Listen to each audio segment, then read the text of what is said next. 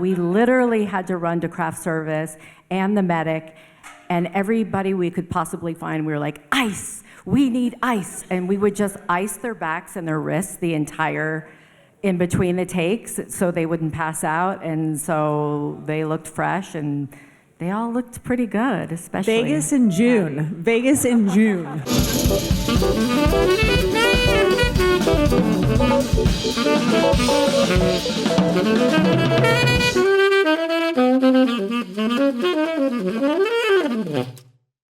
Critics' Choice winner for Best Comedy Series, but oh my God, we love this show so much.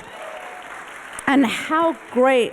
I mean, you were so lucky to see this on the big screen because most of us are watching it at home and I'm like, oh my God, I'm so jealous of you all. So jealous. First of all, congratulations on the huge success of the show. But I'm just gonna start because Cameron, Vanessa, and Georgie, we've got to talk about Kathryn Hahn in this episode. I'm obsessed with this look.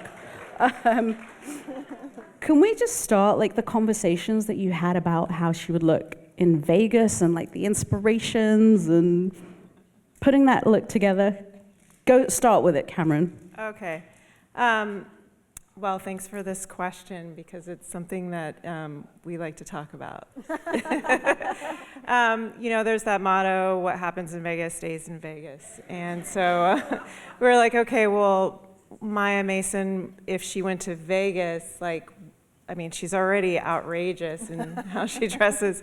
What would she do? And there seems to be this kind of militant military vibe to her. And I was like, okay, well, some sort of camo would be good. And I happened to stumble across this beautiful, I think it's retrofete, two-piece camo with like these mirrors, all over it. And I was like, that is Vegas in a nutshell to me. Yeah. Yeah, so I don't know if any of you watched The Real Housewives at all. So Real Housewives of Beverly Hills, Erica Jane just popped in my head. No, but it starts for me with Cammie and Cammie's vision for what she's doing, and I just kind of go from there. But Kathryn's so great. We do. We work great together. But Kathryn, she just gets in there. And so to give her a prop was amazing. But she loves to play. She does. And so also those Real Housewives fans as well, Dorit. So I did these custom barrettes to, as a marketing manager would do, like we're promoting our film. So of course they're gonna say Kool-Aid. Of course they're gonna say, bussin', as only a boss lady would do. But she, it's that thing, it just kind of happens in steps, and Kathryn just kind of envelops all of it and just goes. So it's really cool, yeah. Hi, Georgie, makeup. Hani was so fun to work with, and also following Cammie's, what she had placed on her and her costumes and everything.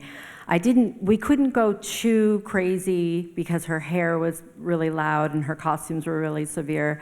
So we just kept her clean and severe in that way. And we played with her hands and her nails, which she had so much fun with because she loved to really act with those big claws on her hands. And we just had a great time with her. She was fucking hilarious. And there was times where after a take, she'd say, "What did I do?" But can I just say for 1 second on the last part of this scene that you guys just saw with Patty, it was 110 degrees in Vegas. I don't know how she doesn't look so muddy and sweaty, but we literally had to run to craft service and the medic, and everybody we could possibly find, we were like, ice, we need ice. And we would just ice their backs and their wrists the entire in between the takes so they wouldn't pass out. And so they looked fresh and they all looked pretty good, especially. Vegas in June. Vegas in June. I mean, we do makeup and we do medic and we do it all. And in that outfit too, Oh my goodness. See, the things that you learn by coming out to these conversations. Melissa, I want to come back to you because it all begins with casting. And I want to know, like, what is going through your head as you're reading these scripts, knowing that, oh, we've got to get Marty Scorsese, we've got to get these cameos, as well as, like, you know, populate a Vegas room full of party goers. Like, talk about that process and working with Seth. Yeah, I mean, the truth is when I was first reading the scripts, the first time I read them, I just couldn't stop laughing. So I had to reread them and pay attention to what was actually what I'm supposed to be looking at because they're just so funny. But in the first season, they had all the scripts ready by the time I came in. And so it was just pulling the people out and kind of just, this is such a boring answer, but just kind of doing what a casting director does and getting availabilities and interest and scheduling and things like that. And we feel so lucky that we got so many cool people to want to do it, right? But I think that's a real testament to Seth and Evan and James Weaver and the people at Point Grey for kind of establishing that reputation and that trust with the entertainment industry so that people were more kind of down to come play, I think. I mean, I'm just curious, what were you looking for with the non-famous roles in terms of like background and Well, everybody we do speaking parts. So anybody that says, you know, anything from like the lead to like a hi, you know. So I can't speak for the background or the extras, but you know, it just everybody, you know, the guys were so clear and so intentional about that they were creating the real entertainment industry and all the authenticity that comes along with it.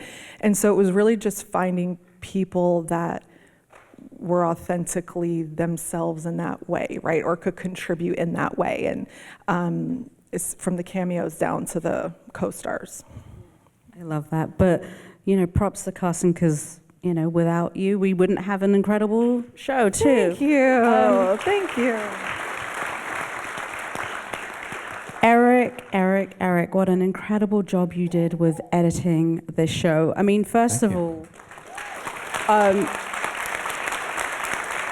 yes, you know, usually oneers are associated with drama and movies, and then Seth comes along and says, no, we're going to do a whole episode on called The Oneer, and it's going to be a oneer, and then you get to episode, you know, the other episodes, including 9, like, how are you, especially with a lot of these long takes, like, how are you finding the rhythm, the pace of, like, you know, knowing when to cut and keeping that balance of I think to Melissa's point, like keeping the laughs in there as well as moving the story along through editing? It's an incredibly unusual process for me. I usually sit in my room and wait, and the footage comes in, and I try to, like, you know, figure out what's good and what isn't. And this was completely different. No one had ever really done comedy oneers before to this extent.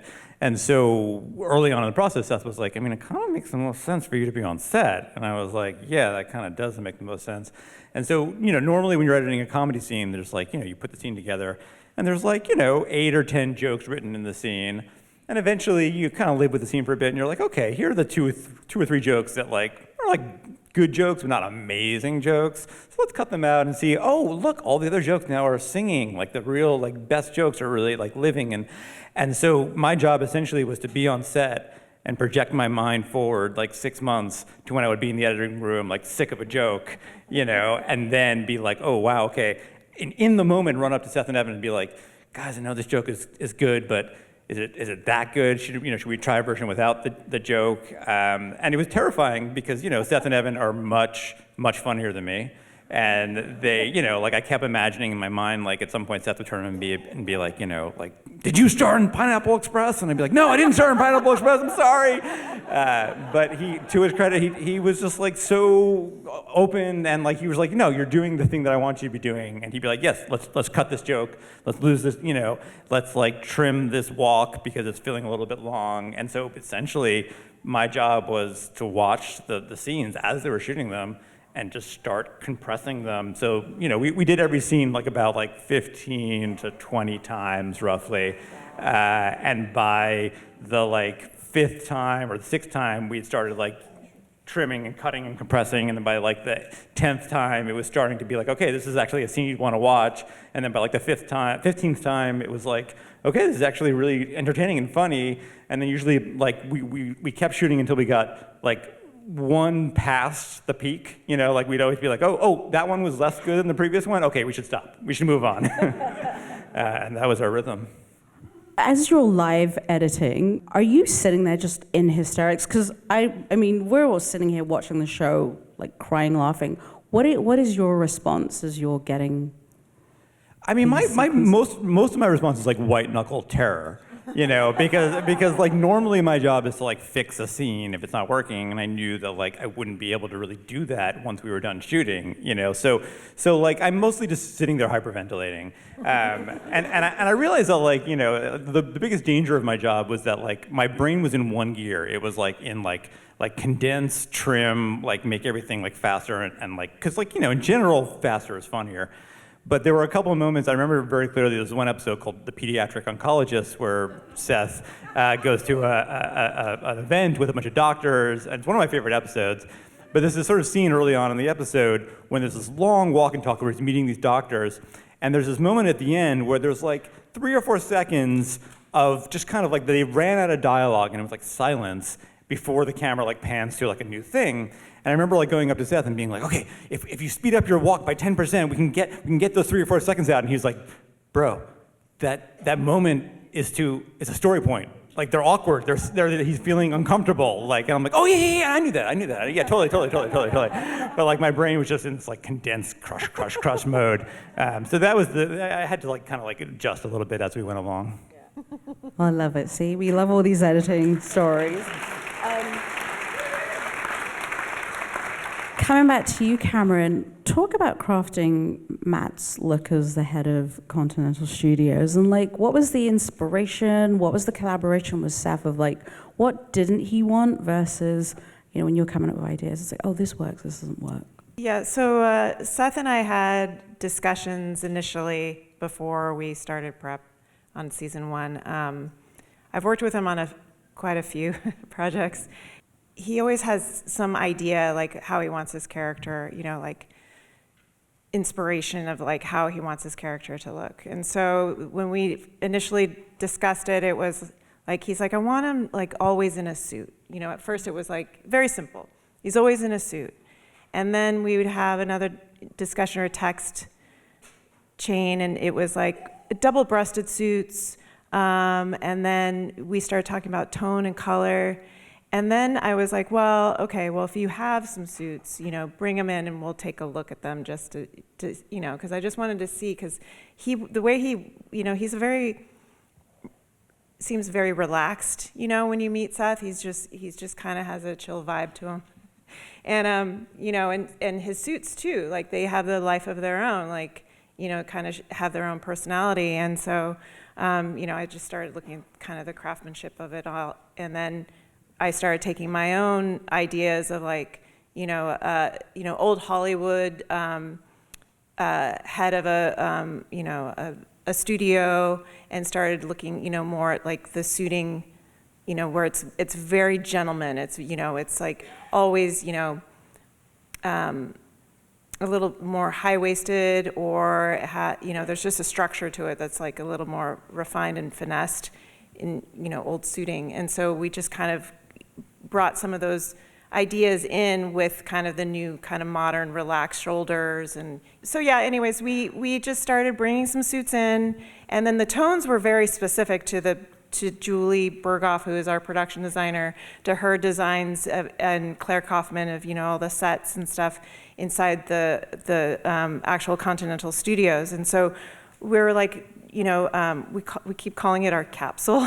Like capsule from season 1 had very specific tones that we used. And so we just started bringing in what we could find, but we were also very limited. So then we started designing suits and just like building them ourselves. It felt very much like Edith Head or something, you know, back in the day, like, oh, and then this one will be this color and with this lapel and this button, and, you know, and, but it's fun. It's fun to do it that way. It feels very, you know, the authentic way to design a project. But yeah, I mean, there's always a little shift, you know, there's a shawl collar or peak collar or, the one thing that we did do though from the beginning, kind of as an arc for him, is that as the season goes on, his lapels just start to grow bigger and bigger, bigger and bigger. And it was kind of like his, who he thinks he is, kind of his ego or whatever you want to call it, kind of grows bigger and bigger and bigger. But at one point when we were fitting him, we were like literally standing behind him and we could see the peaks of the collar like over the shoulders. And we were like, oh yeah, that was like in the Vegas, actually, the suit that he wears on the plane when they first land in Vegas, that one we made, and we made it so it was like super. Anyways, Everybody's going to go home and rewatch the studio from beginning to end just to see like the lapel story. Vanessa and Georgie, I'm curious, this is a show that is filmed in LA, so, shout out to that. We love productions being filmed in the city. How did the hair and, makeup inspire, of the city and the culture of LA inspire the looks of the studio? Go for it, Georgie. Well, we were pleasantly surprised by Cammie's mood boards. When we had read the scripts, we loved them, we laughed out loud, and then once we realized that there was these beautiful colors and tones and Julie's beautiful set and everything, we were so psyched. We're like, we're doing a comedy and high fashion all in one. This is a dream come true, honestly. And the rest of it was just kind of like Griffin Mills and his crazy look. We kind of felt like everyone is going to follow along him and be under him. Like their look is going to be like a nod to him in a sense, for me, for makeup. Yeah, I think for hair, everybody has a very specific look with costume, with makeup. For hair, I needed them to be so specific that you would identify someone at a Halloween party as that person. So, like Matt Remick's hair holds anxiety so well. Quinn, she's trying to like hold her part against the guys, and so it's very structured. And it's also a nod to the Art Deco production designs, all of the locations and the costumes. And then, Sal, he's a slick MF, Patty, some of these characters are also very loosely based on real people as well in Hollywood, in LA. I will not name names. You can figure it out for yourself. So, but just a nod to that, not anything directly replicated, but just a nod to. Also, I think, but even dealing with a lot of the mini short films, or not short films, but the trailers that we did as well, we got to have so much fun with those and really create like time capsules in a way. So we're doing this contemporary show and doing contemporary hair, makeup, and costumes, but then we have these little snippets where we get to do 1970s cab driver, we get to do 1960s woman, and it just was really spectacular, and we really got to visit our craft on the whole way around. And the best part about this show also, these guys, Seth and Evan, they just trust all of the artisans to do their art. You were handpicked there for a reason, and you're there, and go. So it was pretty awesome. Love that. Melissa, I have a question for you. I've spoken to with so many casting directors, and one thing I love about casting directors is the stories they have. Is there, you cast so many parts for this. Like, is there a story that you would like to share with this audience? I'm really proud that we managed to get this person on the show. Yeah, I'm really proud of all of. I feel like they all fit and are like. I love Zoe Kravitz, and you're about to watch her screaming, "Where's Zoe?" And it's the funniest thing in the world. I'm in that episode. So if you can find me, Look for Vanessa, she's in come it. find me and let me know you saw me. But casting is so funny in that there's just, it's going really smoothly until it's not, and you have to play chess to make sure you're like accounting for every emergency that's definitely going to happen in the next week, and you don't know when, but it's going to happen. And for the Golden Globes episode, it was so stacked with a celebrity cameo. I mean, I don't remember exactly how many there are in there, but just so many between the ones who had a major story arc and the ones that are just presenting. I mean, there were so many. And I went to set the day they were filming it, one of the days they were filming it, and all of a sudden somebody fell out that was supposed to work the next day. And I remember being in the kitchen at the Beverly Hilton, just like scrambling, trying to be like, who's available to come in tomorrow and do this and present and da-da-da-da. And, James Weaver was like making circles, like, did you find anybody yet? Or like, what's going on? And so just stuff like that is just what kind of sticks with me most, is like the solving of the emergencies, and then it looks all flawless when they shoot. Amazing. I want you to give it up for this incredible group of artisans on the studio.